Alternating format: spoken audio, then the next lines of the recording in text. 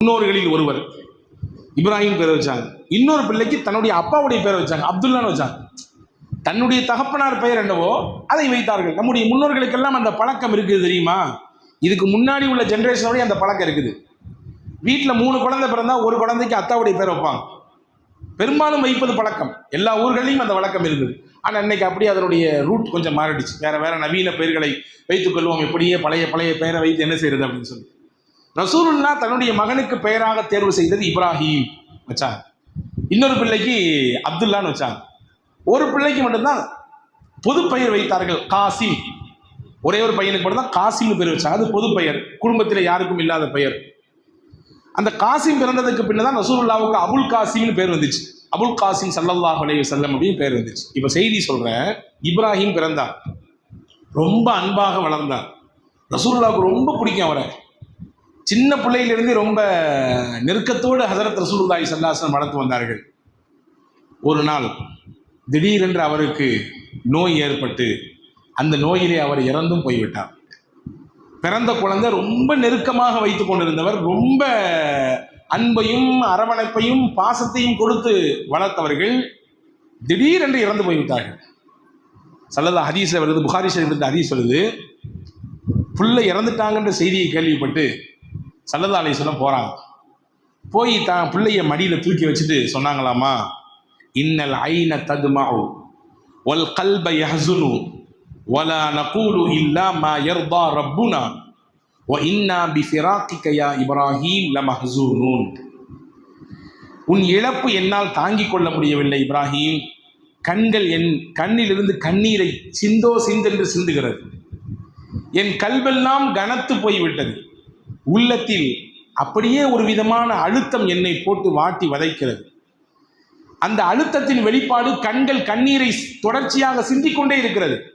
ஆனாலும் அல்லாஹ் பிரியப்படாத எதையும் நான் சொல்ல மாட்டேன். இது அல்லாஹ்வுடைய நாட்டம். எனக்கு ஒரு ஆண் பிள்ளையை தர வேண்டும் என்பதும் அல்லாஹ்வின் நாட்டம். கொடுத்த பிள்ளையை மீண்டும் வாங்கி கொள்ள வேண்டும் என்பதும் அல்லாஹ்வுடைய நாட்டம். எனவே அல்லாஹ் விரும்பாத எதையும் நான் சொல்ல மாட்டேன். ஆனா ஒன்று, இன்னா பிஃபிராகிக யா இப்ராஹீம் லமஹ்ஸூனூன். உன்னுடைய பிரிவு இப்ராஹீமே எனக்கு பெரிய துயரத்தை கொடுத்து விட்டது. ரசூலுல்லாஹ் இப்படி சொன்னாங்க, ஹதீஸ்ல வருது, உன்னுடைய பிரிவு, உன்னுடைய இந்த இழப்பு எனக்கு மிகப்பெரிய சங்கடத்தையும் வேதனையையும் வருத்தத்தையும் தந்துவிட்டது என்று கண்கலங்கி பேசினார்கள். பக்கத்தில் இருந்த அப்துர் ரஹ்மான் நௌஃப் ரலியல்லாஹு சொன்னாங்களா, யா ரசூலல்லாஹ் நீங்களுமா இப்படி அழுவீங்க? நீங்களும் இப்படி அழுவீங்களா? மரணமும் வாழ்க்கையும் ஒரே தட்டில் வைத்து பார்க்கக்கூடியவர்களாச்சே நீங்கள், எங்களுக்கு சொல்லிக் கொடுத்தீங்களே, வாழ்வும் சரி மரணமும் சரி எல்லாம் இறைவன் தீர்மானிப்பது என்று நீங்கள் தானே எங்களுக்கு சொல்லிக் கொடுத்தீர்கள். இன்னைக்கு புள்ள இறந்துட்டாருன்னு சொல்லி அழுகுறீங்களே, நீங்களுமா அப்படின்னு கேட்டாங்க. ஸல்லல்லாஹு அலைஹி வஸல்லம் சொன்னாங்க, இன்னஹா லரஹ்மா. ஒருவரின் நெருக்கமான ஒருவரின் இழப்பின் நேரத்திலே கண்ணீர் சிந்துதல், கவலைப்படுதல், அது ரஹ்மத்து. நாங்கள் ரசூலுல்லாஹ், யாருடைய உள்ளத்துல ரஹ்மத் இருக்கோ அவருடைய கண்ணில் தான் கண்ணீர் வரும்.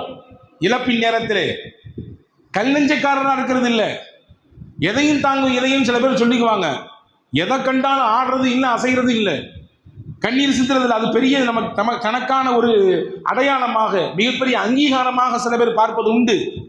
ரசூலுல்லாஹ் சொன்னாங்க, ஒருவரின் இழப்பு மரணம் அதனுடைய வெளிப்பாடு உள்ளம் கசிந்து கண்களில் கண்ணீர் வருகிறது என்றால் இன்னஹா லரஹ்மா, அது அல்லாஹ்வுடைய அருள். அல்லாஹ்வுடைய ரஹ்மத்துள்ளவர்களுக்கு மட்டுமே கண்ணீர் வரும் என்று பெருமானார் ஸல்லல்லாஹு அலைஹி வஸல்லம் சொல்லி காட்டியதாக வரலாற்றினை பார்க்கிறோம். ஆக நெருக்கமானவர்களின் மரணம் சில நேரங்களில் நம்மை நிலைகுலைய செய்துவிடும். என்ன செய்வதுனே தெரியாது, அடுத்து எங்கிட்டு போறது. நம்ம கூட ரைட் ஹேண்டா இருந்தவராச்சே, நம்ம சின்னதிலிருந்து வளர்ந்ததிலிருந்து, அவர் வீடு வேற நம்ம வீடு வேற, அவருடைய உறவு வேற நம்முடைய உறவு வேற என்று இருந்தாலும் கூட நம்மோடே கூட பிறந்தவரை மாதிரி வந்தவராச்சே. வெளியூர் போனாலும் உள்ளூரில் இருந்தாலும் கடைக்கு போனாலும் பயணங்களுக்கு போனாலும் எப்பொழுதுமே கூட இருந்தவராச்சே என்ற அந்த இழப்பின் நேரம் நமக்கு நிலைகுலையாமையை ஏற்படுத்திவிடும். பெருமானாருக்கு அப்படித்தான் ஏற்படுத்தியது இந்த இருவரின் மரணமும். அபூ தாலிபின் மரணமும் அன்னை ஹதீஜா ரலியல்லாஹு தஆலா அன்ஹா அவர்களுடைய மரணமும் நபிகளுக்கு மிகப்பெரிய வருத்தத்தையும் மிகப்பெரிய சோகத்தையும் ஒரு விதமான இருக்க நிலையும் தந்துவிட்டது. ஸல்லல்லாஹு அலைஹி வஸல்லம் திரும்புகிற நேரமெல்லாம் முகம் அப்படி வாடி போய் இருப்பதை சஹாபாக்கள் பார்த்தாங்க. ரசூலுல்லாவுடைய முகம் வாடி போய் இருந்ததுனால அந்த வருடத்திற்கு பெயரே வரலாற்றிலே ஆமுல் ஹுசுன், கவலையின் ஆண்டு என்று வரலாறு பதிவு செய்கிறது. ரசூலுல்லாவுக்கு கவலை ஏற்பட்டதுனால அந்த வருஷத்துக்கே பெயர் வைத்தாங்க வரலாற்று ஆசிரியர்கள் ஆமுல் ஹுசுன், அது கவலையின் ஆண்டு. காரணம், அந்த ஒரே ஆண்டிலே ரசூலுல்லாவுக்கு அடுத்தடுத்த கவலைகள், கஷ்டங்கள், சிரமங்கள், மன வேதனைகள் ஏற்பட்டதினாலே அது கவலையின் ஆண்டு. அடுத்த அந்த வருஷத்தில் தான் தாயிஃப் நகரத்திற்கு பெருமானார் போனார்கள். சரி, இங்கே இழப்பு, ஊர்லையும் யாரும் பெருசாக ஏற்றுக்கிற மாதிரி தெரியல, அங்கே போய் எடுத்து வைக்கலாம்னு சொன்னால் அங்கேயும் அடி, துரத்தி விட்டார்கள், விரட்டி விட்டார்கள், கல்லால் சொல்லால் என்னென்னவெல்லாம் செய்ய முடியுமோ ஹஜ்ரத் ரசூலுல்லாவுக்கு மொத்தமாக திருப்பி கொடுத்து இரத்த கலரையோடு திருப்பி அனுப்பினார்கள். இப்போ திரும்பின இடமெல்லாம் பெருமானாருக்கு சோகமும் கஷ்டமும் நெருக்கடிகளும் மட்டுமே மிச்சமாக நிற்கிறது. ஒன்றை நாம் உள்வாங்கிக் கொள்ள வேண்டும், நெருக்கடிகளும் கஷ்டங்களும் மட்டுமே வாழ்க்கை என்பது கிடையாது. நெருக்கடிகளும் கஷ்டங்களும் மட்டுமே வாழ்க்கை கிடையாது. இழப்புகளும் சோதனைகளும் மட்டுமே வாழ்க்கை கிடையாது. அதிலிருந்து அல்லாஹ் மிகப்பெரிய ஒரு விசாலத்தை நமக்கு தருவான். நமக்கான மிகச்சிறந்த எதிர்காலத்தை அல்லாஹ் கட்டமைத்து கொடுப்பான். ஆனால் கொஞ்சம் பொறுமையாக இருக்க வேண்டும், அவ்வளவுதான். அல்லாஹ் இந்த 3 நிகழ்ச்சி தொடர்ச்சியாக நடந்ததினால்தான் நபிகளை ஆசுவாசப்படுத்த, சமாதானப்படுத்த, அவர்களுக்கு மிகச்சிறந்த ஒரு நிலையை ஏற்படுத்தி கொடுத்த பயணம்தான் இஸ்ரா மிஅராஜ். கவலையோடும் துன்பத்தோடும் மிகப்பெரிய வருத்தத்தோடும் இருந்த நபிகளுக்கு 2 இழப்பு. மறுபுறம் மார்க்கத்தை எடுத்து சொல்ல போனால் அங்கே அடி, உதை, விரட்டி அனுப்புதல், சிறுவர்களை கொண்டு கல்லை விட்டு எரியுதல், அதுவரை நபிகளின் வரலாற்றில் நடக்காத விஷயம். பெரியவர்கள் பேசியிருக்கிறார்கள், சட்டையான, அதாவது ரசூலுல்லாவை காதால் கேட்க முடியாத வார்த்தைகளால் கூட பேசியிருக்கிறார்கள். ஆனால் சின்ன பிள்ளைகிட்ட கையை கல்லை கொடுத்து அடிங்கடா, விரட்டுங்கடா அப்படின்ற மாதிரியான நிகழ்ச்சியெல்லாம் நபியினுடைய வாழ்க்கை நடந்ததில்லை அத்தனை ஆண்டு கால வரலாற்றிலே. இதையெல்லாம் புதுசாக பார்க்குறாங்க. இதனால் மன உளைச்சல். பெருமானா ஸல்லல்லாஹு அலைஹி வஸல்லமுக்கு அந்த ஆறுதலை தரும் விதமாகத்தான் வல்ல அல்லாஹ் இந்த இஸ்ரா மிஅராஜ் என்கின்ற பயணத்தை அல்லாஹ் ஏற்படுத்தி தந்தான். நான் ஆரம்பத்தில் சொன்னதை போன்று கொஞ்சம் நம்முடைய வலிகளையும் வேதனைகளையும் நெருக்கடிகளையும் தாங்கிக் கொண்டால் போதுமானது. அல்லாஹ் மிகச்சிறந்த எதிர்காலத்தை நமக்கு கண்ணுக்கு முன்னால் காட்டுவான். 10 மாதம் தாய் பிள்ளையை சுமக்கிறார். வலி மிகுந்த காலம்தான், வேதனை மிகுந்த காலம்தான். அவள் பிரியப்பட்டது எதுவுமே நடக்காது. பிரியப்பட்ட எதையுமே சாப்பிட முடியாது. நினைத்ததை போன்று உறங்கக்கூட முடியாது. இப்படி திரும்பினால் பிள்ளைக்கு பாதிப்பு ஏற்பட்டுமோ, அப்படி திரும்பினால் பிள்ளைக்கு பாதிப்பு ஏற்பட்டுமோ என்று பார்த்து பார்த்து தன் உறக்கத்தையும் கூட தியாகம் செய்யக்கூடிய நெருக்கடிகளை தரக்கூடியதுதான் அந்த பிள்ளையை சுமக்கக்கூடிய காலம். கஷ்டம்தான், வலிதான். ஆனால் பிள்ளை பெற்ற பின்னாடி அந்த பிள்ளையை பார்த்த உடனே எல்லாத்தையும் மறந்துடுறான் இல்லையா? அந்த பிள்ளை வளர்ந்து தன் தாயின் முகத்தை பார்த்து ஒரு சிரிப்பு சிரித்தவுடன், தன் தாயை பார்த்து அம்மா என்று சொன்னவுடன் பட்ட சிரமங்கள் எல்லாம் காத்தோடு காத்தாய் பறந்து போகிறது இல்லையா? முதல்ல முடக்கி வச்சிருக்கோம் வியாபாரத்தில், அது ஒரு குறிப்பிட்ட லெவலுக்கு எழுந்து வர்றவடே கஷ்டம்தான், நெருக்கடி தான், எந்திரிக்க விட மாட்டாங்க, சுற்றி இருக்கிறவங்க நம்மளை முன்னேற விட மாட்டாங்க. எப்படா முட்டுக்கட்ட போடலாம் இவரை தடுக்கிறதுக்கு, புதுசாக இந்த ஃபீல்டுக்குள்ளே வந்திருக்கிறாரு, இவரை எப்படி உடச்சி விடலாம், இவரை எப்படி கண்கலங்க வைக்கலாம் என்றெல்லாம் யோசிப்பார்கள். சிரமம்தான். தாக்கு பிடித்து அல்லாஹ்வின் மீது நம்பிக்கையோடு நிலைத்து நின்றால் முடக்கிய முதல் லாபமாக வரும்பொழுது நமக்கு மகிழ்ச்சியை தருகிறது இல்லையா? கடினமான பயிற்சி, கண் விழிப்பு, சில பல தியாகங்கள் படிக்கும் காலங்களிலே, கல்லூரி காலங்களாகட்டும் அல்லது பள்ளியுடைய காலங்களாகட்டும், கடின முயற்சியும் கடினமான படிப்பும் சில நேரங்களில் சில இழப்புகளையும் சில தியாகங்களையும் செய்வது கஷ்டமாக தான் இருக்கும். ஆனால் அந்த படிப்பிற்கு பிறகு, பட்டங்கள் பெற்றதற்கு பிறகு, நமக்கான உத்தியோகத்திலே போய் அமர்வும் நேரத்திலே நமக்கு ஏற்படுகிற மகிழ்ச்சி இருக்கிறதே ஈடு இணை இல்லாதது. வாழ்க்கையில் சில நேரங்களில் சில கஷ்டங்களும் நெருக்கடிகளும் வரத்தான். அதில் கொஞ்சம் சபரோடு இருக்க வேண்டும். இருந்தால் நிச்சயமாக அல்லாஹ் ஒரு சிறந்த எதிர்காலத்தை தருவான் என்பதை இந்த இஸ்ரா மிஅராஜிலிருந்து நாம் எடுக்கக்கூடிய முதல் பாடம். ஸெய்த் இப்னு அர்கம்னு ஒரு சஹாபி இருந்தாங்க. அந்த சஹாபி ரசூலுல்லாஹ்ட்ட வந்து சொன்னாங்க, யா ரசூலல்லாஹ், எனக்கு பார்வையில் குறைபாடு இருக்குது, தெளிவாக பார்வை தெரியறதில்ல, ஒரு கட்டத்தில் எனக்கு மொத்த பார்வையுமே பறிபோயிருமோன்னு பயமாக இருக்குது. அதனால் இப்போ நான் உங்கள்கிட்ட வந்து வேண்டி நிற்கிறேன், என்னுடைய பார்வை குணமாகணும், சரியாகணும், இந்த பிரச்சனை நீங்கணும் அப்படின்னு சொன்னாங்க. ஸல்லல்லாஹு அலைஹி வஸல்லம் சொன்னாங்க, வஸ்பிர் வஹ்தசிப், ஸெய்த், அல்லாஹ் கொடுத்த சோதனை இது, கொஞ்சம் நீ பொறுத்துரு, இதனுடைய நன்மை என்னவோ அதை அல்லாஹ்விடத்தில் ஆதரவை, நிச்சயம் அல்லாஹ் கைவிட மாட்டான், யாரையும் கைவிட மாட்டான். நம்பிக்கை இதில் 100% இருந்தால் நிச்சயம் நம்மை கைவிட மாட்டான். நிறைய உதாரணத்தில் அனுபவபூர்வமாக சொல்ல முடியும்.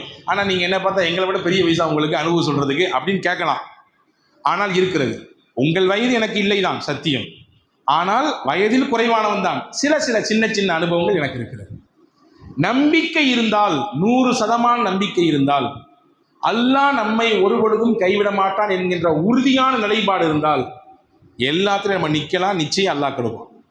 சொன்னாங்க, பொறுமையாரி கொஞ்சம் உறுதியான நிலை போட்டு அல்லாஹ்விடத்தில் நன்மை ஆதரவை. நம்ம என்ன செய்வோம் தெரியுமா? இழப்பின் சமயத்தில் தான் நம்பிக்கை இழப்போம், இழப்பின் சமயத்தில் தான் நம்பிக்கை இழப்பு. போச்சு, எல்லாம் போச்சு, பட்டதெல்லாம் போச்சு, சிரமப்பட்டதெல்லாம் போச்சு, முதலெல்லாம் போச்சு. நம்மளை நாமே புலம்பிக்குவோம் அல்லது வேற யார்கிட்டையாவது புலம்புவோம். இந்த ரெண்டுமே செய்யக்கூடாது. நம்மளை நாமேவும் புலம்பிக்கக்கூடாது, வேற யார்ட்டையும் புலம்பிக்கக்கூடாது. நீங்கள் புலம்புற இடம் ஒன்று அல்லாஹ் மட்டும்தான் இருக்கணும். அல்லாஹ்விடத்தில் மட்டும்தான் உங்களுடைய புலம்பல்களை வைக்க வேண்டும். நபி சொல்கிறாங்க, பார்வை இல்லை, பார்வை இல்லைன்னா என்னாச்சு? உலகமே இருட்டு. வந்து கேட்குறாரு, யார் ரசூலுல்லாஹ் என்ன செய்கிறது? வஸ்பிர் வஹ்தசிப், ரெண்டே வார்த்தை ரசூலுல்லாஹ் சுருக்கமாக சொன்னாங்க, கொஞ்சம் பொறுத்துறீங்க வாப்பா. அல்லாஹ் ஏதோ இதில் ஒரு நலவு வச்சிருப்பான். என்ன செய்தாலும் ஒரு மூமின் எப்படி பார்க்க வேண்டும்? தனக்கு ஏற்படக்கூடிய சோதனை களத்திலே அல்லாஹ் ஏதோ இதில் கயிறு வச்சிருக்கான், அல்லாஹ் ஏதோ இதிலே ஒரு நலவு வைத்திருக்கிறான். அன்பர்களே, ரசூலுல்லாஹ் சொன்னார்கள், ஹஜ்ரத் சஹாபா ஸெய்த் இப்னு அர்கம் ரலியல்லாஹு அன்ஹு, நாயகமே நீங்கள் சொன்னால் அதை நான் கேட்பேன், நான் பொறுத்திருக்கிறேன், அல்லாஹ்வின் மீது நலவை ஆதரவு வைக்கிறேன் என்று சொன்னார்கள். வரலாற்றில் எழுதுகிறார்கள், ஒரு சில நாட்களில் அவருக்கு பறிபோக இருந்த பார்வை மீண்டும் அல்லாஹ் திருப்பி கொடுத்தான். அதற்கு பிறகு 40 ஆண்டுகள் அவர் வாழ்ந்தார். அவர் பார்வையில் பிரச்சனையே ஏற்படவில்லை. அல்லாஹ் மருத்துவத்திற்கு கொடுத்த பெரிய பயனா இதை சொல்ல முடியாது, அவருடைய நம்பிக்கைக்கு அல்லாஹ் கொடுத்த பவர். கொஞ்சம் பொறுத்துறீங்க, அல்லாஹ் நிச்சயமா நிலையை மாற்றுவான். உங்களுக்கு பரிபோக இருக்கக்கூடிய பார்வை அல்லாஹ் மீட்டு தருவான். நீங்கள் துவா செய்யுங்கள் என்று சொன்னார்களே, அதற்கு அல்லாஹ் கொடுத்த வெகுமதி இது என்பதை நாம் கவனிக்க வேண்டும். ஹதீஸ்ல ஒரு செய்தி வருகிறது, ஒருவருக்கு அல்லாஹ் பிள்ளையை கொடுத்தான், கொடுத்த அல்லாஹ் மறுபடியும் பிள்ளையை வாங்கி கொண்டான். சின்ன குழந்தை கொடுத்தான், குழந்தையவே அல்லாஹு தஆலா திருப்பி மறுபடியும் வாங்கிக்கிட்டான். என்ன சொன்னார் அவர்? ஹதீஸ்ல வருது, இதா மாத்த வலதுல் அப்த் கால அல்லாஹ் லி மலாயிகத்திஹி கபலத்தும் வலத அப்தி, என்னுடைய அடியாருக்கு நான் வழங்கிய பிள்ளையை நீங்கள் பறித்து கொண்டீர்களா அப்படின்னு மலக்குகளை பார்த்து கேட்பான் அல்லாஹ். அல்லாஹ் தான் வாங்க சொல்லுவான், இருந்தாலும் கேட்பான், ஆமா யா அல்லாஹ், நீ கொடுத்த உன்னுடைய அடியாருக்கு நீ கொடுத்தரல்ல பிள்ளைய, அதை நாங்கள் ஒரு ரூஹ வாங்கிட்டோம். அவனுக்கு கல்புக்கு நெருக்கமாக இருந்த அந்த பிள்ளையுமா நீங்க எடுத்துட்டீங்க? மலக்குகள் சொல்லுவாங்க, ஆமா யா அல்லாஹ், அவனுக்கு ரொம்ப பிடிச்ச பிள்ளைய நாங்கள் ரூஹ வாங்கிக்கிட்டோம். சரி, ஃபமாதா கால அப்தி, என்னுடைய அடியான் அந்த நேரத்தில் என்ன சொன்னான்? எத்தனையோ பேர் வரமாக தவித்து கிடக்கிறார்கள், ஒரு பிள்ளை கிடைக்காதா, நமக்கான சந்ததி ஒன்று வந்துடாதா, நம்மளை அத்தான்னு சொல்றதுக்கு, அப்பான்னு சொல்றதுக்கு, அம்மான்னு சொல்றதுக்கு, தாத்தான்னு சொல்றதுக்கு ஒரே ஒரு சந்ததி வந்தாலும் சொல்லி ஏங்கி கிடக்கிறார்கள். அப்படி ஏங்கி தவம் இருந்த ஒரு தம்பதிக்கு பிள்ளையை கொடுத்து கொஞ்ச நாட்களில் அல்லது கொஞ்ச வருடங்களில் மறுபடியும் அந்த பிள்ளையை வாங்கி கொண்ட நேரத்தில் அவன் என்ன சொன்னான்? அந்த நெருக்கடியில் அவன் என்ன சொன்னான்? மலக்குகள் சொல்லுவாங்க, ஹமிதக்க வஸ்தர்ஜா, அல்லாஹ்வே உன்னை புகழ்ந்தான், அல்ஹம்துலில்லாஹ் என்றான். வேற வழி, அல்லாஹ் தான் கொடுத்தான், அவனே எடுத்துக்கிட்டான். இன்னா லில்லாஹி வ இன்னா இலைஹி ராஜிஊன் என்று சொன்னான். நீ கொடுத்ததை அவன் ஏற்றுக்கொண்டான், அதே போன்று நீ எடுத்ததையும் அவன் ஏற்றுக்கொண்டான். உன்னை குற்றம் சாட்டவில்லை, உனக்கு வேறு வேறு கற்பிலங்கள் அவன் கற்பிக்கவில்லை, நீ கொடுத்த கலாவை அவன் பொருந்தி கொண்டான். அப்படியா, என்னை புகழ்ந்தானா? அவன் இன்னா லில்லாஹ்வா சொன்னான்? ஆமா. உடனே அல்லாஹ் சொல்லுவானா, இப்னு லி அப்தி ஹாதா பைத்தன் ஃபில் ஜன்னா வஸம்மூஹு பைத்தல் ஹம். இந்த என்னுடைய அடியானுக்காக வேண்டி சொர்க்கத்தில் ஒரு வீட்டை கட்டுங்கள், அந்த வீட்டுக்கு பைத்துல் ஹம்துன்னு பேர் வைங்க நல்லா சொல்லுவான். அந்த நெருக்கடியிலையும் சோதனையிலையும் கஷ்டத்திலையும் இழப்புலையும் என்னைய மறக்காம என்னை புகழ்ந்தானல்ல, என்னுடைய கதிரை ஏத்துக்கிட்டானல்ல, அதனால ஒரு வீட்டை கட்டுங்க, அந்த வீட்டுக்கு அல்லாவின் புகழுக்குரிய வீடு என்று பெயர் வையுங்கள் என்று அல்லாஹ் சொல்வதாக நபிகள் நாயகம் ஸல்லல்லாஹு அலைஹி வஸல்லம் அவர்கள். அன்பர்களே, நெருக்கடிகளும் சோதனைகளும் வாழ்க்கையில் அப்படியே நீடிக்கப் போவது இல்லை. எல்லாம் ஒரு காலம், மாறி மாறித்தான் வாழ்க்கை. ஒரே நேர்கோட்டில் பயணித்தால் அந்த வாழ்க்கையின் ரசனை நமக்கு உள்வாங்க முடியாது. சிரமங்கள் வர வேண்டும், கஷ்டங்கள் வர வேண்டும், சோதனைகள் வர வேண்டும், தடுமாற்றம் வர வேண்டும், மேடு வர வேண்டும், பள்ளம் வர வேண்டும், முன்னேற்றம் வர வேண்டும், கீழே இறங்க வேண்டும், மறுபடியும் முன்னேற துடிக்க வேண்டும். இதெல்லாம் இருந்தால்தான் வாழ்க்கை ஒரு ரசனையான பாதையிலே பயணிக்க முடியும். எல்லாம் ஒரே மாதிரி இருக்குது, எப்போதுமே சிரிச்சுக்கிட்டே இருக்கிறோம், எப்போதுமே ஒரே மாதிரி போய்கிட்டு இருக்குது, அது ரசனை மிக்க வாழ்வாக இருக்காது. எனவே எப்படி நமக்கு மகிழ்ச்சி வரும் பொழுது, லாபம் வரும் பொழுது நமக்கு முகம் பொலிவோடு இருக்கிறதோ, அப்படியே நமக்கு நஷ்டம் வரும் பொழுதும், சோதனை வரும் பொழுதும், நெருக்கடிகள் வரும் பொழுதும், கஷ்டங்கள் வரும் பொழுதும் அல்லாஹ் இதை நீக்கி கொடுப்பான். அவனிடத்தில் நான் ஆதரவு வைக்கப் போகிறேன், ஒரு காலமும் அல்லாஹ் என்னை கைவிட மாட்டான் என்கின்ற சிந்தனையோடு வாழ வேண்டும் என்பதை தான் இஸ்ரா மிஅராஜ் என்கின்ற இந்த இரவி நமக்கு கற்றுத்தருகிற மிகப்பெரிய பாடம். அல்லாஹ் அழைத்தான், தன்னுடைய அத்தாட்சிகளை எல்லாம் அல்லாஹ் நபிகள் நாயகம் ஸல்லல்லாஹு அலைஹி வஸல்லம் அன்னவர்களுக்கு காண்பித்து கொடுத்தான். பெருமானார் ஸல்லல்லாஹு அலைஹி வஸல்லம் மஸ்ஜிதுல் ஹரமிலிருந்து மஸ்ஜிதுல் அக்ஸாவிற்கு சென்றார்கள். எல்லா நபிமார்களுக்கும் இங்கே தொழுகை நடத்தினார்கள். அதற்கு பிறகு ஜிப்ரீல் மூலமாக அங்கிருந்து கிளம்பி சிதறத்துல் முன்தஹா என்கின்ற இடத்திற்கு சென்றார்கள். அதற்கு பிறகு ஜிப்ரீலையும் விட்டுவிட்டு, இதுக்கு மேல் நான் வர முடியாது, நீங்கள் மட்டுமே பயணிக்க முடியும், உங்களுக்கு மட்டுமே ஆன அனுமதி இது, உங்களை தாண்டி வேறு யாரும் வர முடியாது, இதிலிருந்து ஒரு ஸ்டெப்பு நான் முன் வச்சாலும் நான் கருகி போய் விடுவேன் என்று ஜிப்ரீல் அலைஹிஸ்ஸலாம் சொல்ல, அங்கிருந்து வல்ல அல்லாஹ்வை சந்திக்க ஹஜ்ரத் முஹம்மது ஸல்லல்லாஹு அலைஹி வஸல்லம் சென்றார்கள். அங்கேதான் அல்லாஹ்வை கண்டார்கள், அல்லாஹ்வின் அத்தாட்சிகளை பார்த்தார்கள். அல்லாஹ் அவன் தயார் செய்து வைத்திருக்கக்கூடிய சொர்க்கத்தை, நல்லோர்களுக்கான சொர்க்கத்தை, தீயோர்களுக்கான நரகத்தை, சொர்க்கத்தின் படித்தரங்களை, நரகத்தின் படுபாதாளத்தை மொத்தத்தையும் கண்டார்கள். எல்லாம் கண்டு திரும்பி வருகிற பொழுது வல்ல அல்லாஹினுடைய அன்பளிப்பான தொழுகையை நமக்கு பெற்று வந்து கொடுத்தார்கள். அன்பர்களே, இது எல்லாம் நடந்தது ஒத்த ராத்திரியில், ஒரே இரவில் நடந்தது. விஞ்ஞானத்தை அசந்து போக வைக்கக்கூடிய ஒரு காட்சியை அல்லாஹ் நபிகள் நாயகம் ஸல்லல்லாஹு அலைஹி வஸல்லம் அவர்களுக்கு காண்பித்து கொடுத்தான். இது நிரூபணமான செய்தி. உம்மஹானி ரலியல்லாஹுடைய வீட்டில் தான் தங்கியிருந்தாங்க ரசூலுல்லாஹ். அங்கிருந்தான் கிளம்பி போனாங்க. போயிட்டு மொத்தத்தையும் முடிச்சுட்டு மறுபடியும் வரும் பொழுது ஹதீஸ் ஷரீஃபிலே வருகிறது, அவர்களின் வீட்டினுடைய டால்பால், அந்த கொண்டி இருக்குத, அது அந்த கதவு திறக்கும் பொழுது ஒரு சின்ன ஒரு ஷேக் ஆகிருக்கும்ல, அந்த ஷேக் ஆகி முடிக்கிறதுக்குள்ள ரசூலுல்லாஹ் வந்துட்டாங்க. கிளம்பி போய் மொத்தத்தையும் கண்டுவிட்டு, வகான காப கௌசைனி அவ் அதுனா, அல்லாஹ் சொல்லுகிறான், பெருமானார் ஸல்லல்லாஹு அலைஹி வஸல்லம் அல்லாஹ்வும் எந்த அளவுக்கு நெருங்கி இருந்தார்கள் என்றால், ஒரு வில்லினுடைய 2 முனையும் எவ்வளவு நெருக்கமாக இருக்குமோ அந்த அளவுக்கு நெருங்கி இருந்தார்கள். எல்லா அல்லாஹ்வின் அத்தாட்சிகளையும் பெருமானார் ஸல்லல்லாஹு அலைஹி வஸல்லம் கண்டார்கள். கண்டுவிட்டு சொர்க்கத்தை பெற்றுவிட்டு நபிமார்கள் பலரை சந்தித்துவிட்டு அங்கிருந்து நபிகள் நாயகம் ஸல்லல்லாஹு அலைஹி வஸல்லம் வந்தார்கள் என்பதாக குர்ஆனும் ஹதீஸும் நமக்கு நிரூபிக்கிறது. அன்பர்களே, கறந்த பாலை மறுபடியும் மடுவுக்குள்ளே திருப்பி அனுப்ப முடியுமா? வாய்ப்பு இருக்கா? சாத்தியம் இருக்கா? சாத்தியம் கிடையாது. ஒரு மீனை அதற்கான பாடமெல்லாம் செய்து மண்ணில் புதைத்து ஒரு சில நாட்களுக்கு பின்னால் அது கருவாடாக மாறுகிறது. கருவாடாக மாறிய அந்த பொருளை மறுபடியும் மீனா மாற்ற முடியுமா? மாற்ற முடியாது. முடியாதல்ல. பாலை மறுபடியும் மடுவுக்குள்ளே செலுத்தவும் முடியாது.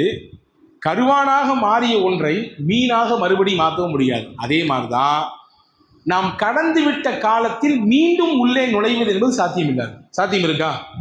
நான் நினைக்கிறேன், இப்போ நான் 14 வயசுல என்னென்ன பண்ணணும், அந்த மாதிரியான அந்த காலத்துக்கு போகணும்னு ஆசைப்படுறேன். ஆசைப்படலாம், அவ்வளோதான். ஆசைப்பட்டுக்கலாம். அந்த நினைவுகளை எல்லாம் நம்ம பசுமையாக நினச்சி பார்த்துக்கலாம். நம்ம சின்ன பிள்ளையா இருக்கும்போது அந்த இடத்த போய் பார்க்கும்போது இங்கே என்னென்ன மாதிரியான சேட்டெல்லாம் நம்ம பண்ணியிருக்கோம், இங்கே எப்படிலாம் நம்ம விளையாண்டுருக்கோம், இதெல்லாம் நினைவுக்கு வரும், அவ்வளோதான். மறுபடியும் அதே வயசுக்குள்ள போகணும்னு நினைக்கிறது முடியுமா? முடியாது. அதே காலத்துக்குள்ள போகணும்னு ஆசைப்படுற முடியுமா? 30 வருஷத்துக்கு முன்னாடி இந்த இடம் எப்படி இருந்துச்சு, அது மாதிரி இருந்தால் நல்லா இருக்குமே, இயற்கையா இருக்குமே அப்படிலாம் நினைக்க தோணுது. மறுபடியும் அந்த இடத்துக்கு அதே வருஷத்துக்குள்ள வர முடியுமா? முடியாது. கடந்த கால வாழ்க்கைக்குள்ளே மீண்டும் நுழைவது என்பது சாத்தியமற்றது. ஆனால் அல்லாஹ் இந்த மிஅராஜின் வழியாக முஹம்மது ஸல்லல்லாஹு அலைஹி வஸல்லமுக்கு முக்காலத்தின் இணைப்பையும் அல்லாஹ் தந்தான். கடந்த காலத்துக்குள்ளேயும் ரசூலுல்லாஹ்வை கூட்டிட்டு போனான், நிகழ்காலத்தையும் அல்லாஹ் காண்பித்தான், எதிர்காலம் என்னவாகும், ஃபியூச்சர் எப்படி இருக்கும் அப்படிங்கிறதையும் அல்லாஹ் காண்பித்தான். பெருமானா ஸல்லல்லாஹு அலைஹி வஸல்லமுக்கு முக்காலம் சந்திக்கக்கூடிய ஒரு சந்திப்பாக வல்ல அல்லாஹ் இந்த மிஅராஜின் பயணத்தின் வழியாக அல்லாஹ் அமைத்து கொடுத்தான். சொர்க்கத்தை காண்பித்தான், அதில் இருக்கக்கூடிய சுகங்களை காண்பித்தான். நாளைக்கு யார் யாரெல்லாம் இங்கே வரப்போகிறார்கள், அவர்களுடைய தன்மைகள் எல்லாம் என்னென்ன, அவர்கள் இந்த இடத்திற்கு வந்தால் எந்த மாதிரியான சுகங்களை அனுபவிப்பார்கள், மொத்தத்தையும் அல்லாஹ் அங்கே காண்பித்து கொடுத்தான். எதிர்காலம் அதே போன்று கடந்த காலத்தின் காட்சிகளை எல்லாம் காண்பித்தான். நபிமார்களை சந்திக்க செய்தான், முன்னால் வாழ்ந்த நபிமார்களை அல்லாஹ் சந்திக்க செய்தான். பெருமானா ஸல்லல்லாஹு அலைஹி வஸல்லம் இந்த மிஅராஜ் பயணத்திலே ஆதம் அலைஹிஸ்ஸலாமை சந்தித்தார்கள், இப்ராஹிம் நபியை சந்தித்தார்கள், மூசா அலைஹிஸ்ஸலாமை சந்தித்தார்கள், ஜக்கரியா நபியை சந்தித்தார்கள், யஹ்யா அலைஹிஸ்ஸலாமை சந்தித்தார்கள், இத்ரீஸ் அலைஹிஸ்ஸலாமை சந்தித்தார்கள், யூசுப் அலைஹிஸ்ஸலாமை சந்தித்தார்கள், இன்னும் எக்கச்சக்கமான நபிமார்களை பார்த்தார்கள். அவர்களை பார்க்க வைப்பதன் மூலமாக கடந்த காலத்திற்குள்ளே நபிகள் நாயகம் ஸல்லல்லாஹு அலைஹி வஸல்லமை கொண்டு போய்விட்டு மறுபடியும் அல்லாஹ் வருகிறார். நிகழ்காலத்தில் அந்த மிஅராஜ் என்கின்ற அந்த அற்புதமான அந்த காட்சியை கொடுத்து, அந்த பயணத்தை கொடுத்து அல்லாஹ் 3 காலத்தையும் சங்கமிக்க வைக்கக்கூடிய அதி அற்புதமான விஷயத்தை இந்த இஸ்லாம் மிஅராஜின் வழியாக நபிகள் நாயகம் ஸல்லல்லாஹு அலைஹி வஸல்லம் அவர்களுக்கு அல்லாஹ் அமைத்து கொடுத்தான். அன்பர்களே, மிஅராஜை குறித்து வருடா வருடம் நாம் கேட்கத்தான் செய்கிறோம் சில விஷயங்களை. ஆனால் நாம் என்ன எடுத்துக்கொண்டு போகிறோம்? 5 நிமிடத்தில் முடிக்கிறேன். மிகச்சரியாக 9:40 என்றால் 9:40 முடித்து விடுவேன். என்ன எடுத்துக்கொண்டு போகிறோம்? அல்லாஹ் வஹியின் மூலமாகத்தான் மொத்த கடமையும் கொடுத்தான். சௌம், நோன்பு எப்படி கடமையானது? வஹி. அல்லாஹ் குர்ஆன்ல வசனத்தை இறக்குனா வஹியை கொடுத்தான், நீங்க நோன்பு வைக்கணும், இனிமே நீங்கள் நோன்பு இருப்பது கடமை என்று அல்லாஹ் சொன்னால் சூரத்துல் பக்ராவிலே இடம்பெறுகிறது. அதே மாதிரி ஜக்காத்து வஹியின் மூலமாகத்தான் அல்லாஹ் கடமையாக்கினான். ஹஜ்ஜி வஹியின் மூலமாகத்தான் அல்லாஹ் கடமையாக்கினான். ஆனா இஸ்லாத்தினுடைய முக்கியமான கடமைகளில் ஒன்றாக இருக்கக்கூடிய தொழுகையை நேரில் கூப்பிட்டு அல்லாஹ் கொடுத்தான். நல்லா கவனிங்க, மற்ற கடமைகளை எல்லாம் ஜிப்ரஈலினுடைய வாசித்தான், ஜிப்ரஈலினுடைய அந்த உதவியால், உதவின்னு சொல்லக்கூடாது, அல்லாஹ்வுக்கு உதவி செய்ய வேண்டிய ஆள் இல்லை, ஜிப்ரஈல் வழியாக முஹம்மது ஸல்லல்லாஹு அலைஹி வஸல்லமுக்கு வஹியின் மூலமாக சேர்ப்பித்த அல்லாஹ் தொழுகையை மட்டும் நேரடியாக கூப்பிட்டு அல்லாஹ் கொடுக்கிறான். அப்படி என்றால் தொழுகையின் முக்கியத்துவம் இந்த உம்மத் புரிந்து கொள்ள வேண்டும் என்று நாம் இதிலிருந்து விளங்கிக் கொள்ள வேண்டும். வஹியின் மூலமாகத்தான் திருக்குர்ஆனினுடைய எல்லா வசனங்களையும் அல்லாஹ் இறக்கினான், எல்லா வசனங்களையும் இறக்கினான். இது முக்கிய செய்தி. இந்த மிஅராஜிலிருந்து நீங்கள் பாடமாக வீட்டுக்கு எடுத்து செல்ல வேண்டிய செய்தியாக நான் இதை தருகிறேன். எல்லா வசனங்களுமே ஜிப்ரீல் வருவார், ஓதி காண்பிப்பார், அதை நபிகள் நாயகம் ஸல்லல்லாஹு அலைஹி வஸல்லம் உள்வாங்கிக் கொள்வார்கள். பிறகு சஹாபாக்களுக்கு அதை கற்றுக் கொடுப்பாங்க. இப்படிதான் திருக்குர்ஆன்ல எல்லா அத்தியாயங்களுமே இறங்கி இருக்குது. சில அத்தியாயங்களில் சில வசனங்களாக இறங்கி இருக்குது, சில அத்தியாயங்கள் மொத்தமாக இறங்கி இருக்கு. சூரத்துல் அன்ஆம் போன்ற அத்தியாயம் எல்லாம் மொத்தமா ஒரே அடிக்கு இறங்குச்சு, ஒரே அடியில மொத்த வசனங்களும் எல்லாம் இறங்கினான். சில வசனங்கள் தேவைக்கேற்ப இறங்குச்சு. ஆனா குர்ஆன்லயே அல்லாஹ் நேரடியா கிஃப்ட் அப்படி எடுத்து கொடுத்தது. நல்லா புரிஞ்சுக்கங்க, இதுதான் உங்களுக்கு நான் கொடுக்கக்கூடிய இந்த மிஅராஜுடைய கிஃப்ட். இதை எடுத்துக்கலாமா? இன்ஷா அல்லாஹ் இன்ஷா அல்லாஹ் உறக்க சொல்லுங்களேன். அல்லாஹ் இதை அமல் செய்வதற்கு தௌஃபீக் தருவானாக. பெருமானா ஸல்லல்லாஹு அலைஹி வஸல்லமுக்கு அல்லாஹ் நேரடியாக கொடுத்த 2 வசனம், அதான் சூரா பக்ராவினுடைய கடைசி 2 வசனம். ஆமனர் ரசூலு பிமா உன்ஸில இலைஹி மிர் ரப்பிஹி வல் முஃமினூன் குல்லுன் ஆமன பில்லாஹி வ மலாயிகத்திஹி வ குதுபிஹி வ ருசுலிஹி லா நுஃபர்ரிகு பைன அஹதின் மிர் ருசுலி காலு ரப்பனா சமிஅனா என்று அந்த துவங்கக்கூடிய அந்த வசனம், அப்படி அதில் அந்த அத்தியாயம் முடியும் வரை அந்த 2 வசனங்களுமே வல்ல அல்லாஹ் நேரடியாக நபிகள் நாயகம் ஸல்லல்லாஹு அலைஹி வஸல்லம் கொடுத்தார். இந்த மாதிரி வசனம் குர்ஆன்லையும் வேற இல்லை, தௌராத்திலையும் இல்லை, இஞ்சிலையும் இல்லை, ஜபூர்லையும் இல்லை, வேற எந்த வேதத்திலும் இல்லை இந்த சிறப்புமிகு வசனங்கள் என்று நபிகள் நாயகம் ஸல்லல்லாஹு அலைஹி வஸல்லம் அவர்களால் நமக்கு சிறப்பித்து கூறப்பட்ட வசனங்கள் இது. சொர்க்கத்தின் பொற்புதையல் என்று பெருமானா ஸல்லல்லாஹு அலைஹி வஸல்லம் இந்த வசனத்தை சொன்னாங்க.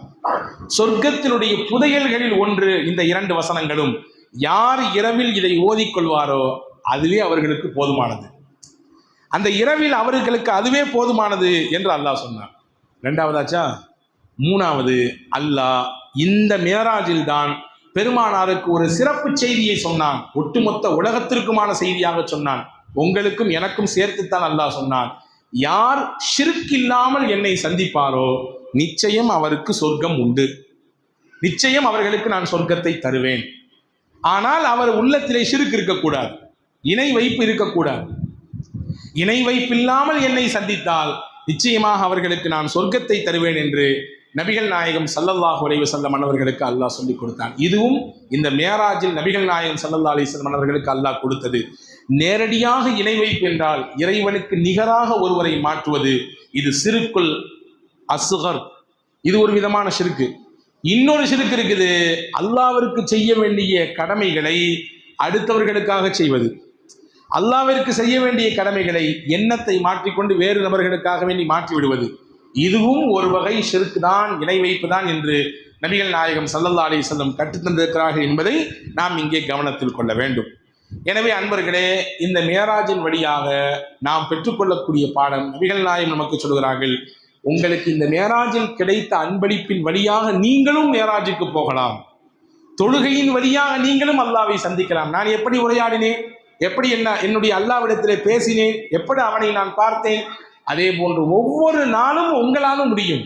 நீங்களும் தொழுகையை சரிவர பின்பற்றினால், நீங்களும் தொழுகையை சரிவர பேணினால் உங்களுக்கும் அந்த தொழுகை தான் மேராஜாக இருக்கும் என்று நபிகள் நாயகம் ஸல்லல்லாஹு அலைஹி வஸல்லம் அவர்கள் இறுதியாக நமக்கு இதை கற்றுத்தருகிறார்கள். ஆக இந்த மேராஜிற்கு நாம் வந்தோம், ஏதோ பள்ளியிலே ஒன்று கூடினோம், சில விஷயங்களை கேட்டோம், சென்றோம் என்று இல்லாமல் இதனுடைய படிப்பனைகளை பாடங்களை பெற்றுக்கொண்டு வருகிற வாழ்க்கையில் நாட்களில் அதை நாம் கொஞ்சம் மீளாய்வு செய்து மறுபடியும் நாம் மனதில் ஓட்டி பார்த்து நம்முடைய யதார்த்த வாழ்க்கையில் அதை நாம் பின்பற்ற துவங்குவோமேயானால் நிச்சயமாக இந்த மேராஜ் என்பது நமக்கு பயனுள்ள இரவாக கழியும். எல்லாம் வல்ல அல்லாஹ் அப்படிப்பட்ட சிறந்த சிந்தனை மிக்க நல்ல மக்கள் கூட்டத்திலே உங்களையும் என்னையும் எல்லா மக்களையும் சேர்த்தல் புரிவானாக. நபிகள் நாயகம் ஸல்லல்லாஹு அலைஹி வஸல்லம் அவர்களுக்கு இந்த இரவிலே என்னென்ன பாக்கியங்களையும் பரக்கத்துகளையும் வல்ல அல்லாஹ் வழங்கினானோ அந்த பாக்கியங்களையும் பரக்கத்துகளையும் நமக்கும் அல்லாஹ் வழங்குவானாக. நபிகளை உள்ளபடியே உண்மையாக நேசிக்கக்கூடிய நன்மக்கள் கூட்டத்திலே உங்களையும் என்னையும் அல்லாஹ் சேர்ப்பானாக. நம் சந்ததிகளையும் நம்முடைய குடும்பங்களையும் சேர்ப்பானாக. நமக்கு இருக்கக்கூடிய எல்லா சிரமங்களையும் நீக்கி கவலைகளை போக்கி அல்லாஹ் அவனே அவனுடைய நாமத்தையே அவனுடைய பெயர்களையே நம்முடைய மனதிற்கு சாந்தத்தையும் அமைதியும் தரக்கூடியதாக அல்லாஹ் மாற்றி தருவானாக. எல்லா நிலையிலும் அவன் மீது அசைக்க முடியாத நம்பிக்கை வைக்கக்கூடிய நன்மக்கள் கூட்டத்தில் அல்லாஹ் நம்மை சேர்ப்பானாக. திடீரென்று ஏற்படக்கூடிய எல்லா முசீபத்துகளை விட்டு, சிரமங்களை விட்டு, கஷ்டங்களை விட்டு, நோய் நொடிகளை விட்டு, மருத்துவ பெருஞ்செலவுகளை விட்டு உங்களையும் என்னையும் நம்முடைய எல்லா குடும்பத்தினர்களையும் அல்லாஹ் காத்து ரட்சிப்பானாக. ஆமீன் ஆமீன் யா ரப்பல் ஆலமீன். வாஹிரு தஅவானா அல்ஹம்துலில்லாஹி ரப்பில் ஆலமீன். அஸ்ஸலாமு அலைக்கும்.